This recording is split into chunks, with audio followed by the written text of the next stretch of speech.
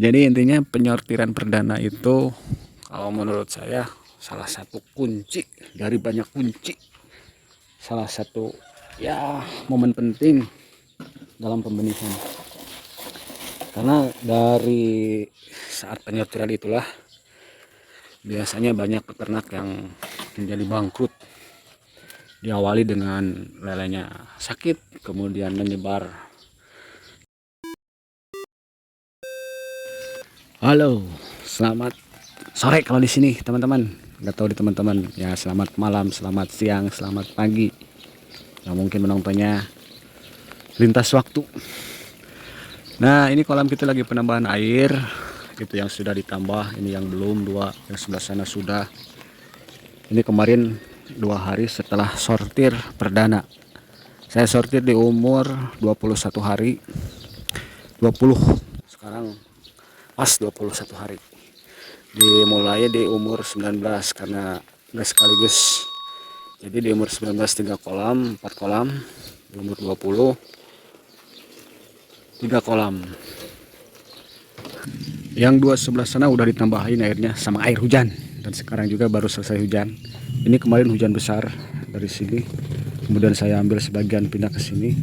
Jadi hampir 40% ini airnya air hujan, air tambahannya air hujan. Cuma air lamanya sekitar yang seperti kolam ini. Jadi ketinggian sekitar 15 cm, ditambahin air baru kurang lebih 10 cm, ya lah 40% lah. Ini air hujan penambahannya, tapi alhamdulillah hari kedua setelah kemarin kena tambahan air hujan, tapi lele sehat. Kalau lele sehat, larva lele dari awal biasanya gampang untuk memeliharanya, untuk mengurusnya. Nggak beda lagi kalau misalnya lele dari awal udah biasanya susah. Ya itu tadi, mungkin dari awal dari indukannya yang kurang bener-bener fit, otomatis berefek. Nah, yang kita bahas kali ini kaitan dengan yang barusan saya sebutkan, penyortiran perdana. Nah, ini bisa menjadi momok, wes. Bisa menjadi bumerang, senjata makan sendiri. Jadi intinya penyortiran perdana itu salah satu kunci dari banyak kunci, salah satu ya momen penting dalam pembenihan. Karena dari saat penyortiran itulah biasanya banyak peternak yang menjadi bangkrut. Diawali dengan lelenya sakit, kemudian menyebar. Ya, kita bayangkan dari umur 0 hari, dari menetas, bahkan dari pemijahan, udah banyak tenaga, kemudian materi, pakan, cacing, tiba-tiba lelenya sakit. Dan kadang sampai hampir tumpur semua. Tumpur teh habis ya, habis semua. Nah, untuk menjaga itu saya akan coba bahas. Ini mah berdasarkan yang saya alami. Ya beda lagi kalau misalnya orang lain alami, tapi mungkin semoga bisa terselip teori atau ilmu yang bisa diambil teman-teman. Jadi gini ceritanya teman-teman. Yang perlu diperhatikan saat nyortir perdana itu, yang pertama waktu penyortiran. Ya kalau pemula biasanya harus sore hari. Tapi yang saya garis bawahi, jadi ini hubungannya dengan umur lele. Umur lele hubungannya dengan ukuran lele. Ukuran lele ada yang besar ada kecil. Nah, biasanya sortir perdana itu ada yang 2 minggu, ada yang 3 minggu, itu bebas. Tapi yang jelas yang diperhatikan, kalau 2 minggu biasanya terlalu kecil, masih kebanyakannya 1-2, dan lele masih sangat rentan, namanya juga bayi. Nah, kalau misal di 3 minggu biasanya airnya keburu jelek. Itu satu dilema yang harus bisa jeli memperhatikan lele. Jadi jangan sampai terlalu kecil, lele udah kuat, tapi di sisi lain jangan sampai keburu airnya jelek. Jadi sebenarnya sih kalau umur waktu dalam penyortiran perdana itu situasional, sesuai dengan kondisi di lapangan. Jadi intinya bisa 2 minggu, bisa 3 minggu. Nah, kalau saya seringnya di 3 minggu dengan catatan airnya terus dipelihara, jangan sampai bau. Jadi airnya keburu jelek, lele sakit, disortir, wah itu mah sama aja dengan di pembunuhan massal. Nah itu yang pertama yang harus diperhatikan waktu penyortiran. Kalau penyortiran di pagi hari itu ya menurut saya tidak perlu dibahas lagi ya teman-teman, kecuali ya kalau misalnya yang pemula, jadi sebaiknya di sore hari cuaca dingin atau di pagi hari begitu menjelang siang hentikan. Nah kemudian setelah waktu yang kedua itu cara nyortir. Nah cara nyortir itu macam-macam, ada yang dikumpulkan dulu, ada langsung di kolam. Ya, berarti dua macam ya. Yang ada yang langsung ke kolam, maksudnya langsung di kolam, langsung disiapkan kolamnya. Misalnya dari satu kolam ini kita mau ngambil, mau disortir menjadi 3 ukuran, 12, 23, 34, atau di bawah 12, 01, 12, 23. Jadi udah disiapkan 3 kolam langsung. Begitu ngambil dari kolam sana langsung dimasukkan 3 kolam. Itu otomatis harus punya kolam kosong, harus punya kolam siap. Nah itu juga situasional. Saya biasanya kalau kolamnya penuh saya buat waring, simpan dulu sampai 3 kolam satuin. Nanti kalau sudah 3 kolam udah ke bawah semua, isi lagi dengan air yang biasanya diisi lagi air baru langsung ke kolam, atau di penampungan, di misalnya di waring, di keramba disimpan dulu di kapak gitu ya. Nanti baru dimasukkan. Nah itu cara penyortiran. Yang jelas yang perlu diperhatikan dalam penyortiran ini, jangan istilahnya menyakiti lele. Jangan sampai lele udah gede kita kasih sortiran kecil, akhirnya banyak kejepit. Yang kejepit itu kadang hanya 1-2, tapi kalau misalnya lelenya kurang fit, jadi bisa menjadi sakit dan menyebarkan ke teman-temannya, akhirnya tumbang. Nah itu dia cara penyortirannya.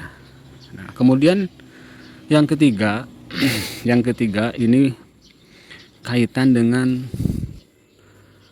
pascanya setelah sortir. Nah, apakah airnya dibuang atau dibawa lagi atau air tandon? Nah ini juga situasional. Kalau seperti saya nih cuma ada kolam 7 kolam, semuanya penuh terisi, ya mau dimana ada tandonnya gitu, mestinya ada kolam tandon 1-2, jadi air yang dipakai air tandon.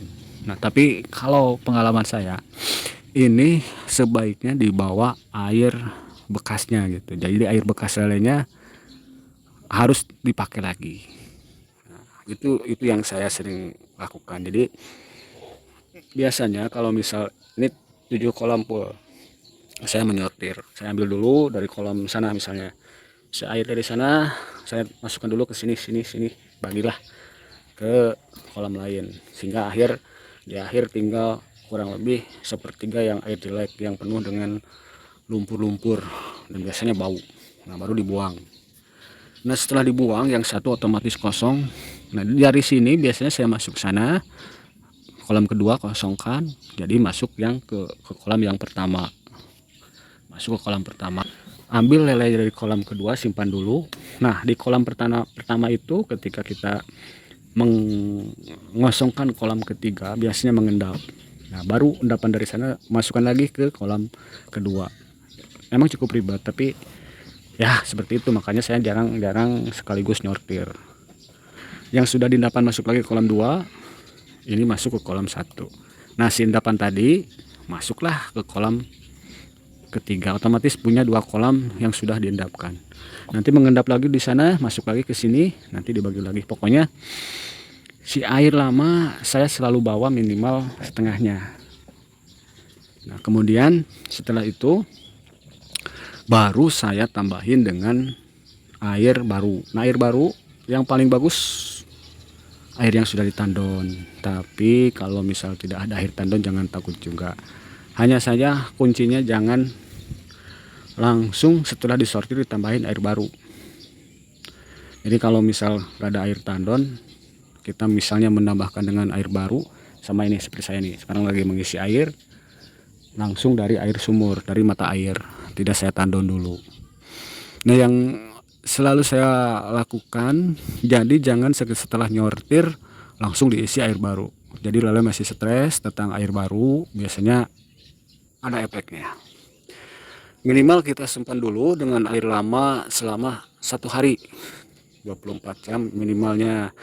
Sore hari berikutnya, nah misal sore ini kita nyortir, nah jangan dulu ditambahin sore ini airnya, jadi besok sore baru ditambahin dengan air baru. Kayak sekarang tuh baru saya tambahin dengan air baru, tapi dengan catatan air baru itu jangan lebih dari ya 30-40 lah.